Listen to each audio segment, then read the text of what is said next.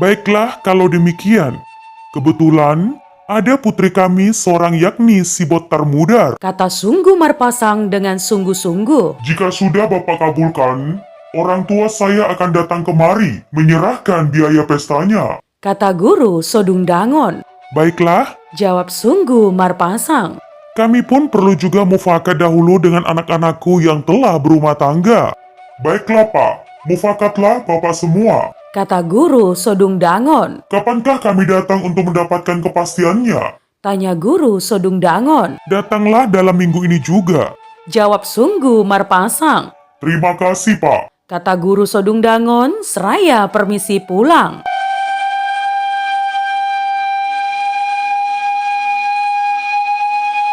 Sungguh Marpasang memanggil semua anak-anaknya, Same Tua, Babiat Mainggol, dan Marbulang. Ya, membicarakan lamaran Guru Sodung Dangon. Anak pertama dan kedua menyatakan setuju, kecuali anak ketiga, Gajah Marbulang. Saya tidak setuju mengawinkan saudaraku dengan manusia setan itu. Benar kita telah diberinya harta dan rumah. Tetapi bagaimanalah memberikan si bot termudar kepada setengah hantu, setengah manusia itu? Lagi pula kakinya pun lain, tak pernah menginjak tanah. Katanya teman.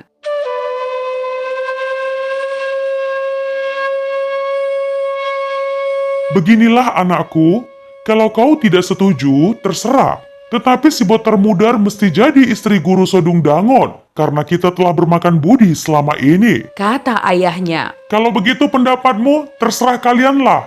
Kalau menurut pendapatku, si bot termudar tidak boleh dikawinkan dengan manusia hantu itu. Tetapi kalau kalian toh mengawinkannya, terserah. Saya tak ikut menanggung resikonya. Saut Gajah Marbulang dengan tegas.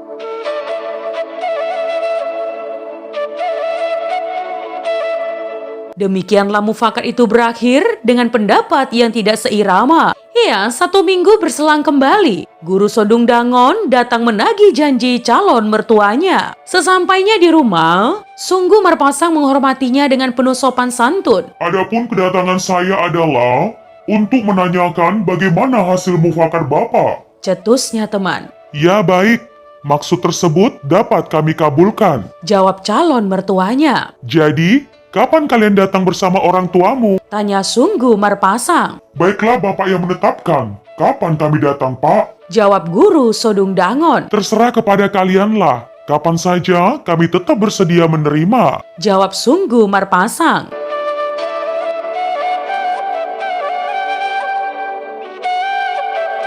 Iya, mendengar jawaban itu, Guru Sodung Dangon senang lalu permisi pulang. Hari berganti hari. Malah sudah berminggu-minggu, Guru Sodung Dangon tak pernah muncul. Ditunggu hingga 1 tahun, tidak juga muncul. Inilah yang membuat Sungguh Marpasang dan keluarga hampir terlupa terhadap Guru Sodung Dangon.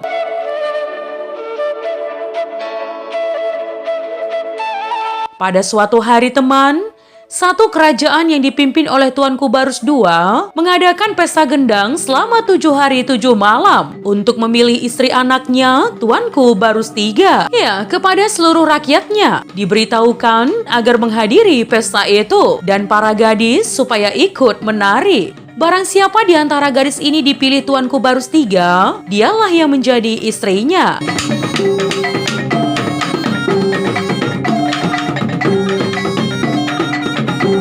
Mendengar pemberitaan itu teman, maka berduyun-duyunlah orang dari desa datang ke sana. Pada hari ke-6 pesta itu berlangsung, sudah hampir semua rakyatnya menari.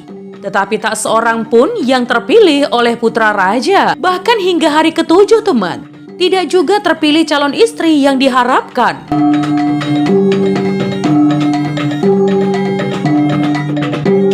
Oleh karena itu, Tuanku Barus III berdiri lalu berkata, Sampai hari ini pesta ini berlangsung, diikuti oleh penari-penari, tetapi saya belum juga bertemu dengan calon istriku. Oleh karena itu, saya akan buatkan layang-layang dari kain sutra. Barang siapa nanti dihinggapi layang-layang itu, bila ia seorang gadis, dialah jadi istriku. Kalau kebetulan dari yang hadir di sini, saya ucapkan terima kasih. Tetapi kalaupun di mana saja hinggapnya, bersiap-siaplah 30 orang mengikutinya lengkap dengan persediaan pesta kawin. Katanya teman.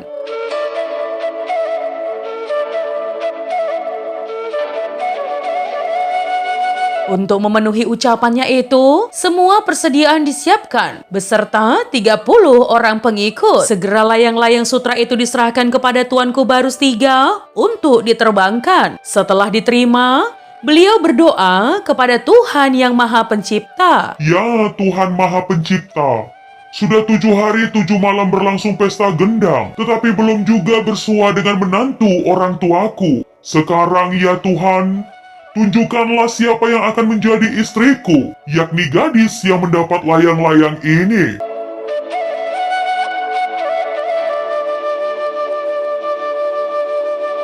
Para hadirin pesta itu terdiam, mendengarkan doa anak raja itu ke udara. Mula-mula layang-layang melayang-layang sekitar tempat itu, seolah-olah hingga para gadis berharap-harap agar dirinya lah mendapatkan layang-layang itu, agar dapat menjadi permaisuri raja muda.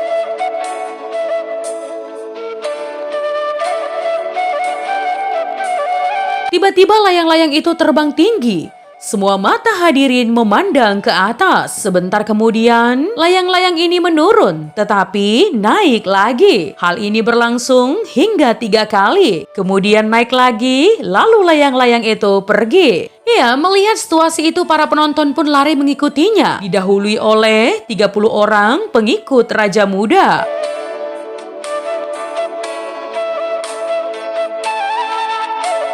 Kemana layang-layang itu melayang, kesanalah Tuanku Barus III mengikutinya. Lama-kelamaan teman, mereka tiba di atas Bakara. Karena tempat ini merupakan jurang, maka tiba-tiba hilanglah layang-layang itu dari pandangan mata mereka. Rombongan itu tak tahu di mana tempat hinggapnya. Dengan susah payah mereka menuruni jurang itu, bercampur sedih dan rasa putus asa.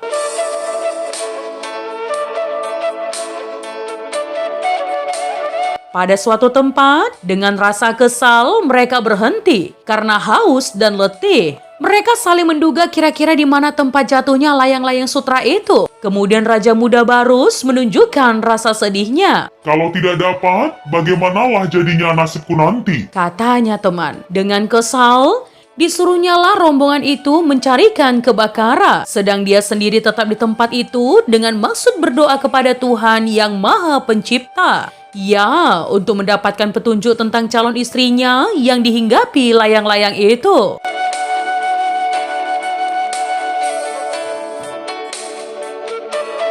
Sehabis berdoa teman, tiba-tiba muncullah seorang gadis yang sedang membawa air dari pancuran. Gadis itu sangat cantik. Dik, apakah saya dapat minta tolong? Tegur Tuanku Barus III. Kenapa rupanya bang? Sahut si Botar Mudar. Saya sangat haus, Dik. Kata putra Raja Barus. Kalau mungkin, berikanlah saya barang seteguk air. Sambungnya teman. Ya silahkan ambil bang. Sahut si Botar Mudar dengan lemah lembut. Terima kasih. Kata Tuanku Barus III sambil mengambil air itu lalu segera diminumnya. Bagi putra raja, rasa air itu tambah enak karena disertai dengan tutur bahasa yang lemah lembut dari si Botar Mudar.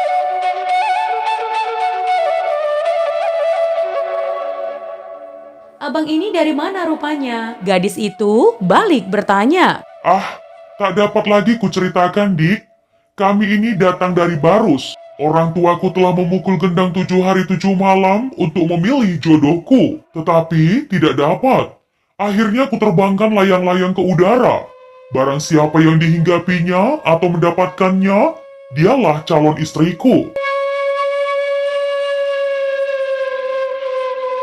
Layang-layang itulah yang kami ikuti dari Barus sampai kemari. Tetapi benda itu turun di sini dan tak dapat kami lihat lagi. Kami tak tahu entah siapa yang telah mengambilnya. Tutur putra Raja Barus. Bagaimana rupanya layang-layang itu bang? Tanya si gadis. Dari sutra, Dik. Jawab si lelaki. Mendengar penjelasan itu teman, si Botar Mudar jadi diam dan kebingungan. Bagaimana caraku untuk memberitahukannya? Kata si gadis dalam hatinya. Jika ku beritahukan padanya, jangan-jangan aku disebut pencuri. Lagi pula, apa nanti jawabku? Demikianlah kata hatinya. Lama ia termenung memikirkannya, dan air mukanya pun menjadi pucat.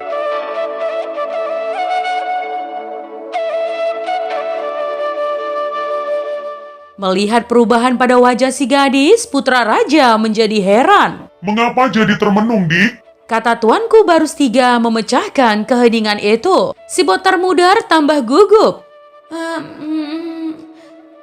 Bagaimana, Dik? Apakah kau tahu siapa yang telah mengambilnya? Desak putra raja. Keadaan memaksa si botar mudar berterus terang. Saya tak dapat lagi berkata-kata, karena layang-layang itu hingga pada diri saya waktu mengambil air tadi di pancuran. Inilah layang-layang itu, Bang, kata si botar mudar seraya menunjukkannya.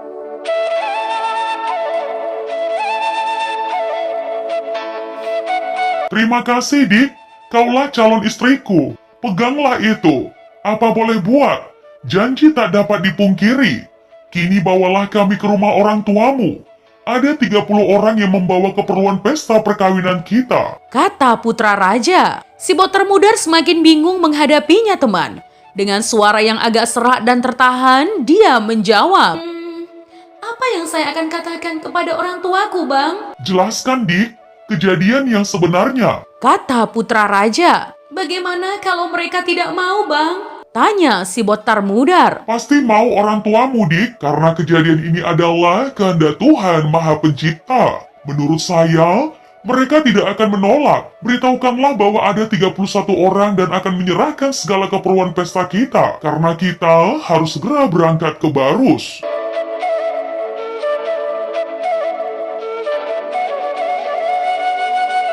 Tak sanggup si botar mudar menolak kata-kata itu, teman. Sesampainya di rumah, diberitahukanlah keadaan itu kepada bundanya. Kemudian dari ibunya kepada Sunggu Marpasang. Nah teman, seperti apa kelanjutannya? Nantikan part selanjutnya ya.